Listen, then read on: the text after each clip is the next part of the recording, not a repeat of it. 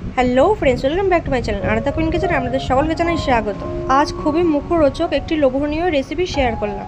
প্রথমে একটি বোলের মধ্যে নিয়ে নিলাম 1 কাপ আটা, তার মধ্যে দিয়ে দিলাম হাফ টিস্পুন লবণ, দিয়ে দিলাম হাফ টিস্পুন চিনি, দিয়ে দেব 1 টিস্পুন দেব বেকিং পাউডার, দিয়ে দেব 1 টিস্পুন তেল। সমস্ত উপকরণগুলো একসাথে ভালোভাবে মিশিয়ে নিয়ে ভালোভাবে মেখে নেব।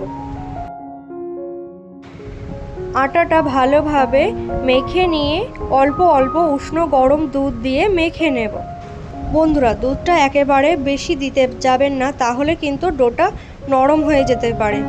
অল্প অল্প দুধ দিয়ে ভালোভাবে মেখে নিয়ে একটা ডো রেডি করে নেব। ডোটাকে ভালোভাবে মেখে নিয়ে আমি রেস্টে রেখে দেব 15 মিনিট।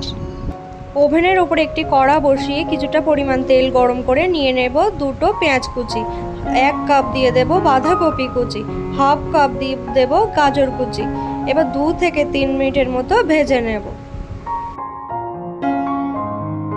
বন্ধুরা, 2 থেকে 3 মিনিটের মতো ভেজে নিয়ে এর মধ্যে দিয়ে দেব স্বাদ মতো লবণ, দিয়ে দেব হাফ টিস্পুন লঙ্কার গুঁড়ো, দিয়ে দেব হাফ টিস্পুন চাট মশলা। এবার আরও 1-2 মিনিটের মতো ভেজে নেব। এবার এর মধ্যে দিয়ে দেব 1 টিস্পুন সয়া সস, কিছুটা পরিমাণ ধনেপাতা কুচি দিয়ে একসাথে নেড়ে চেড়ে মিশিয়ে নিয়ে তুলে নেব।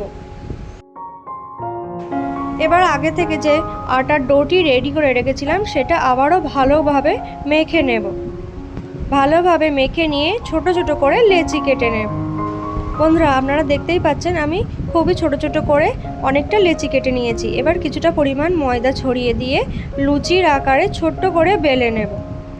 বন্ধুরা দেখুন, আমি ছোট্ট লুচির আকারে বেলে নিয়েছি। এবার যে পুরটা রেডি করে রেখেছিলাম সবজি দিয়ে, সেটা 1 চামচ দিয়ে দেব, আর কিছুটা জল চারধার দিয়ে লাগিয়ে দেব, তাহলে ভাজার সময় খুলে যাবে না।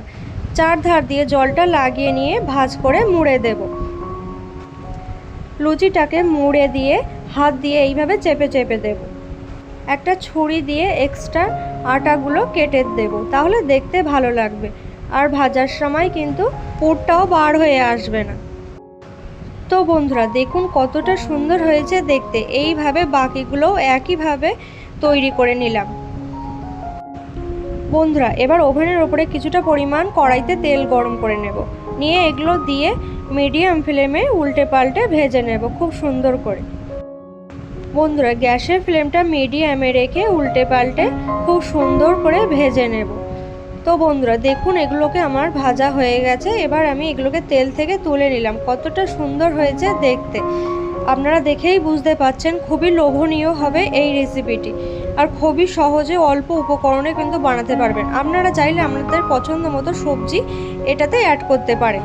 বন্ধুরা, আপনাদের এই রেসিপিটি কেমন লাগলো অবশ্যই কমেন্ট করে জানাবেন, আর ভালো লাগলে লাইক শেয়ার করতে ভুলবেন না, আর অবশ্যই আমার চ্যানেলটিকে সাবস্ক্রাইব করে রাখার অনুরোধ রইল। ধন্যবাদ বন্ধুরা।